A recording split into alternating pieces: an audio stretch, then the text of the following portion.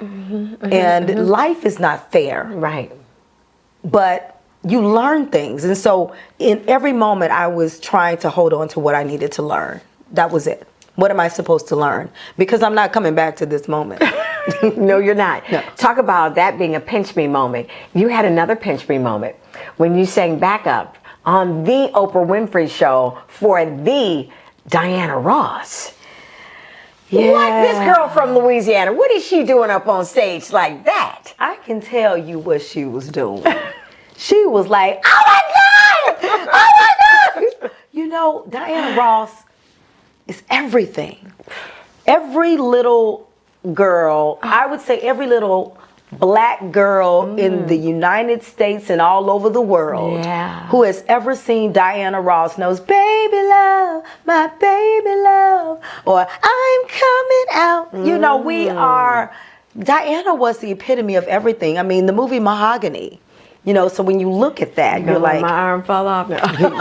come on, you know, she was that. I want my man, you know, and even when you look at what she did with Billie Holiday's story, you know, for sure. Diana had so many different colors to her life. And she showed us that we were beautiful, you know. And that we were classy. And glamorous. You know, when you look at her and Diana Carroll, women like that, you know, you just, that's who you want to be. So to have Diana Ross pass me that mic it was just so, here's a stamp. There's your stamp. You know, someone that worked with Michael Jackson, and you know, for her to stamp me, nobody. If Diana Ross can stamp me, who can be against me?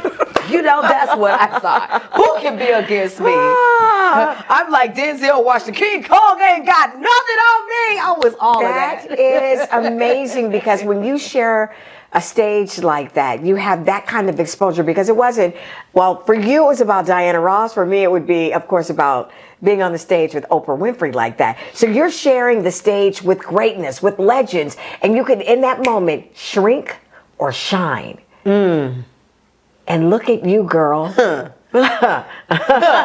say you could shrink or shine. And how do you, I mean, I see the little girl in you, girl, in this moment right here, because that was still, I call it a pinch. That was God slapping you, girl. He was like, get ready to get ready for a big moment. Let me tell you, Bernie Mac called me, and Bernie was like, baby girl. And, you know, because Bernie was so much to me, you know, to lose, all of us. Lose my friend was, you know, this is a friend who comes back and says, I'm going to direct your first video. I'm going to direct Wonderful for you. That was Bernie. You know, that was Bernie. So when he called and said, you know, this was great, baby girl. And he said, now, you know, for some people, you know, some things take off. He said, this is our turtle race here. You run your own race. Don't let nobody get all up in your head. Run your own race.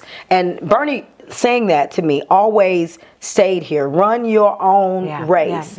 You're not running against anybody else. He said this race is like golf. You're only playing against yourself. And you know, he loved to golf. Absolutely. So that was, you know. So then was it more than about being on the stage with the legends, or that conversation that you shared with Bernie that taught Terisa Griffin how to just take up space on your stage? Because you turned that into your moment, your stage. And you're still doing the doggone thing today. Look, God was my manager then. Ooh. Because really, I was at a Tina Turner concert when I got that call to come and do that. And I was in Detroit at Tina Turner concert. And I was like, when Butch Stewart called me, I was like, I'm on my way. What song is she singing? Because I wanted to be ready. Right. And the reason. And what song was it? It was Only Love Can Conquer All. Only love can break down these walls. It was actually, I think she wrote the song from something with Nelson Mandela. They did the song for Nelson Mandela or something like that. But whatever the history of it was, I wanted to be ready. And me being prepared and ready was why she heard me, because the other singers really, you know, these are the top session singers, you know, in the country. And so somebody calls them, they learn this stuff on the spot. You know what I'm saying? Right. I wanted to be ready, you know, because I didn't want to be the weak link. And she heard me sing. And we just kind of clicked in that moment. She teased me a bit, and the next day I came back, she said, "I like your wig."